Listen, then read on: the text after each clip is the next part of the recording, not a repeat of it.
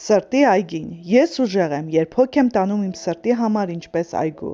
Զգույշ կացեք, որ մեկը հետ մնացող չլինի Աստծո շնորհքից, որ մի դառն արմատ վեր չբուսնի և նեղություն տա, և նրանով շատերը պղծվեն։ Եբրայեցիների 12:15։ Երբ փոքր էի, ինձ հաճախ հանձնարարում էին մոլախոտներ հանել։ Միշտ շտապում էի ավարտել աշխատանքը, որպեսզի կարողանայի խաղալ։ Իմ անփութության պատճառով հաճախ կտրում էի մոլախոտի վերևի մասը, այն արմատախիլ անելու փոխարեն։ Ես պետք է փորեի հողը մոլախոտը արմատից պոկելու համար, բայց չէի ուզում այդքան ժամանակ հատկացնել։ Մտածում էի, որ առանց ցողունի և տերևի բույսը կչորանա,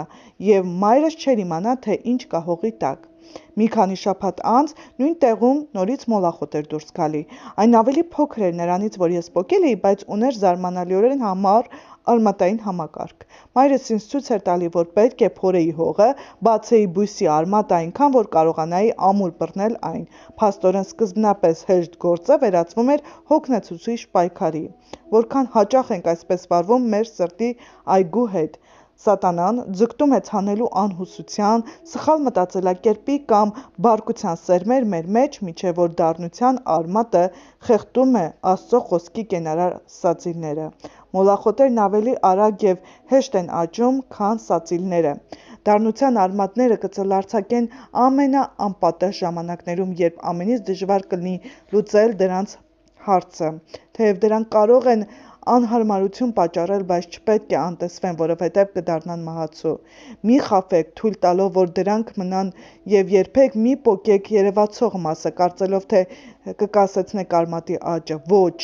դա միայն կծառայի նրա ամրանալուն։ Շատ հաճախ մենք բավարարվում ենք այն պատրանքով, թե ամեն բան վերահսկողության տակ է, փոխանակ թույլ տալով, որ Սուրբ Հոգին խոր աշխատանք կատարի մեր ներսում։ Այնպես որ եկեք լինենք աչալուրջ այգեպաններ։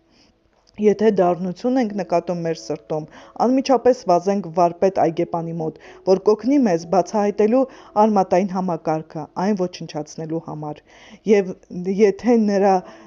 խոսքը մխրճվի մեր սրտի հողի մեջ, մենք հրաշալի բերք կունենանք։ Եկեք աղոթենք։ Հայր օգնիր ինձ, որ ջանասեր լինեմ իմ հողը մշակելիս, երբեք չվախենամ դառնության այն արմատները բացահայտելուց, որոնք կարող են աճել իմ ներսում։ Զգայուն դարձրու ամեն փոքրիկ ընձյուղի նկատմամբ և զորացրու քո ուժով արմատախիլ անելու այն, ինչը իմ մեջ չպետք է լինի։